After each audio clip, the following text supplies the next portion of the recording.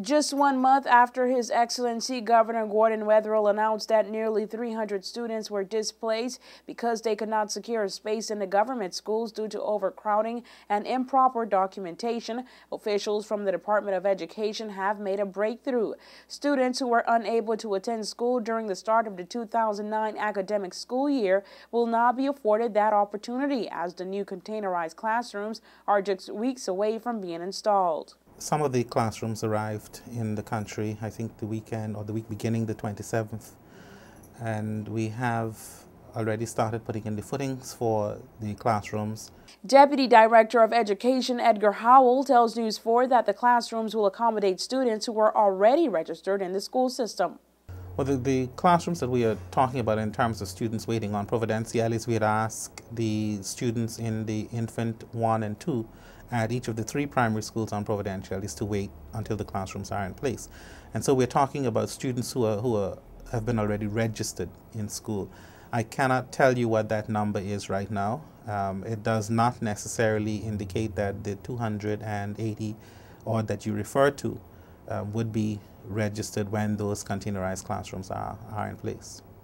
It's basically going to fill the need of students who are either waiting in the case of Providenciales and in Grand Turk, where there is a group of first formers who are waiting. At Clement Howell High School, the students would simply move into those rooms once they are ready. The Wetherill administration dished out over $533,000 to pay for the additional classes. Howell, in his interview with News 4, had no definite solution on how the ministry, in conjunction with the current government, will address the constant demands in the education sector in the near future. I think this year gave us a clear indication of what some of the challenges are. And not only this year, but more so this year, because we've had the added load of those students who were being paid for at private schools. And it has implications for policy decisions that I'm sure has already been entered into by the Advisory Council. And I expect that in time they will speak to how we expect to deal with matters like this in the future.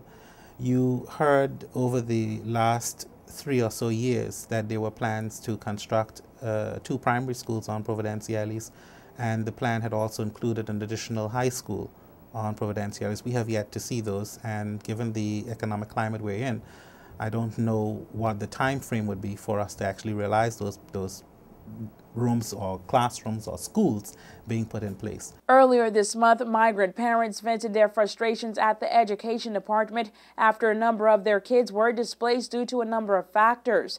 In a Sunday meeting with members of the Haitian community, Consultative Forum member Karen Delancey and Chief Executive Officer Martin Stanley, Delancey once again reminded the Haitian community that irregularities and a lack of enforcement of policies made way for a number of students to enter the country, and without proper provisions and controls, that situation led to overcrowding of the school system. I've heard about a number of approaches. Now, I'm sure some of those are being tied down into actual policies that will govern the whole registration process and how we deal with, as you say, migrant students or children who come into Turks and Caicos to live and be here with their parents.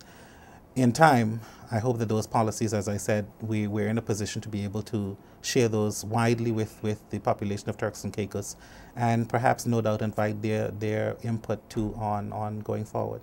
2 of the additional classrooms were damaged during a recent accident at the Provo South Dock. Howell says that orders have been made to replace the classrooms. For WIV4 News, I'm Angie Toussaint.